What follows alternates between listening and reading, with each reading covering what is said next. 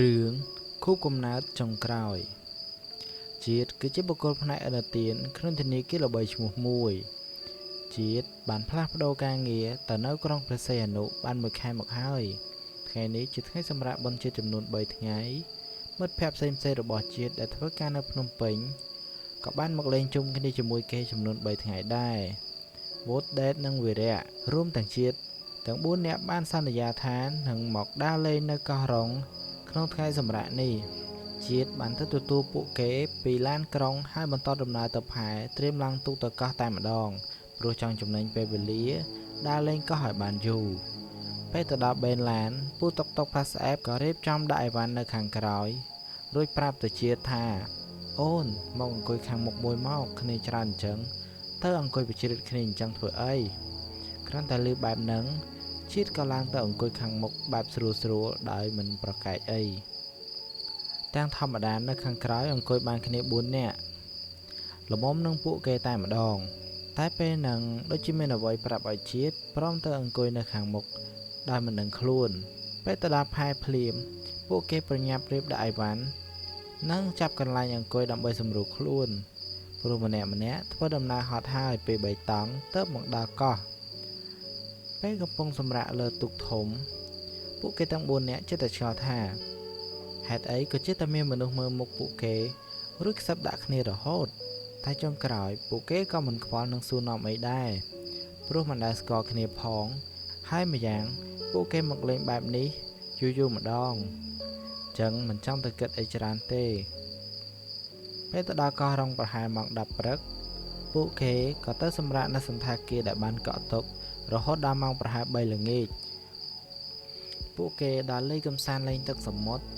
ញ៉ាំអាហារពេលល្ងាចនិងផឹកស្រាកំដៅបរិយាកាសនៅមាត់ឆ្នេររហូតដល់ម៉ោង10យប់តែអ្វីដែលសំខាន់គឺអ្នកនៅជុំវិញពួកគេតែងតែសម្លឹងមកជាតិនិងមិត្តភ័ក្តិមិនដាក់ភ្នែកសោះពេលកំពុងស្រវឹងស្រឿងស្រាប់តែដេតដកដង្ហើមធំរួចនិយាយហើយអាណិតអាដានណាស្អែកជាថ្ងៃខួបកំណើតវាហើយពួកយើងខំណាត់គ្នាថាមកលេងកោះរ៉ុងហើយធ្វើខួបកំណើតឲ្យវាឲ្យសប្រែម្ដងមិនគួរណាវាទៅមុនចឹងសោះវុតក៏ថែមចឹងបានអញថាអញខំទិញកាដូទុកឲ្យវាតែវាទៅជាអញ្ចឹងទៅពេលកំពុងនិយាយស្រាប់តែដបស្រាមួយដបធ្លាក់ទៅលើឆ្នេរខ្សាច់អាវុធក៏យកទូរស័ព្ទមកថតរូបទុកជាអនុស្សាវរីយ៍ក្រាប់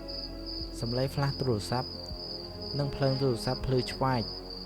ពេញក្នុងពេលរាត្រីដែលមានពន្លឺព្រឹមពីខាងក្នុងភោជនីយដ្ឋានរបស់សន្តាគារវុតក៏យករូបភាពដែលបានថតមកមើលដើម្បីបង្អួតអ្នកទាំងអស់គ្នាតែរូបដែលគេថតបានឃើញធ្វើឲ្យគេភ័យឡើងគាំងអាដាវានៅចិត្តហើយអាជាតិគ្រាន់តែនិយាយចប់ពុតក៏រត់ចូលទៅក្នុងបន្ទប់សន្តាគារតែម្នាក់ឯងដោយមិនមានមើលក្រោយឡើយជាតិក៏យកទូរស័ព្ទពុតមកមើលរូបដែលគេឃើញនោះគឺអាដា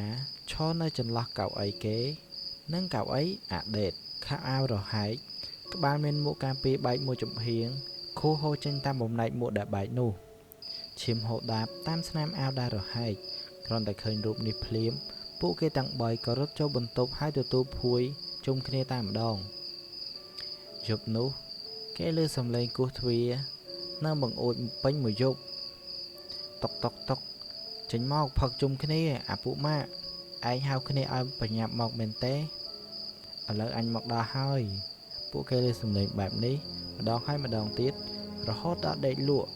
ពួកគេមិនដឹងដេកលក់ពីពេលណានោះទេព្រោះស្រវឹងផងនិងភ័យផងលុះព្រឹកឡើងពួកគេក៏យកទូរស័ព្ទដែលវុតបានថតរូបភាពពីមុនដើម្បីមកបើកមើលតាំងពីរូបពួកគេលើឡានក្រុងពួកគេលើកង់3ពួកគេលើទូកគ្រប់រូបទាំងអស់តែងតែមានរូបអាដាឈរក្បែរពួកគេក្នុងសភាពធម្មតាតែមុខកំសត់មិនញញឹមមុខស្លេកស្លាំង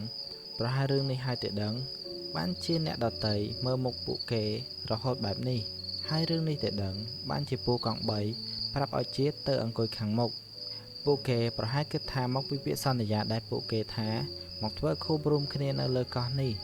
ហើយបានជាអាដានៅតែវិលវល់នៅក្បែរពួកគេបែបនេះប្រជុំគ្នារួចរាល់នៅយប់ទី2ពួកគេក៏ទិញនំខួបកំណើត ដើម្បីយកមកធ្វើពិធីខួបកំណើតចុងក្រោយឲ្យអាដាតាមសន្យាពួកគេសុំឲ្យអាដាទៅឲ្យបានសេចក្តីសុខរួចលើកលែងទោសនៅអ្វីដែលពួកគេធ្វើខុសទាំងដឹងខ្លួននិងមិនដឹងខ្លួនផង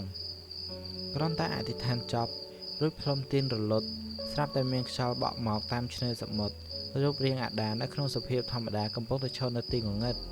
ហើយពួកគេឮសំឡេងអាដានិយាយទាំងអាដាមិនបានកម្រើកមាត់បន្តិចឡើយអរគុណពួកម៉ាខូបកំណើតនេះជាលើកចុងក្រោយរបស់គ្នាហើយសន្យារបស់ពួកយើងក៏ធ្វើជុំគ្នាអស់ហើយដែរគ្នាទៅមុនហើយសំឡេងនោះស្ងាត់ប្រលឹងរបស់អាដាក៏បានបាត់ចេញពីទីងងឹតនោះទៅទុកឲ្យពួកគេទាំង4នាក់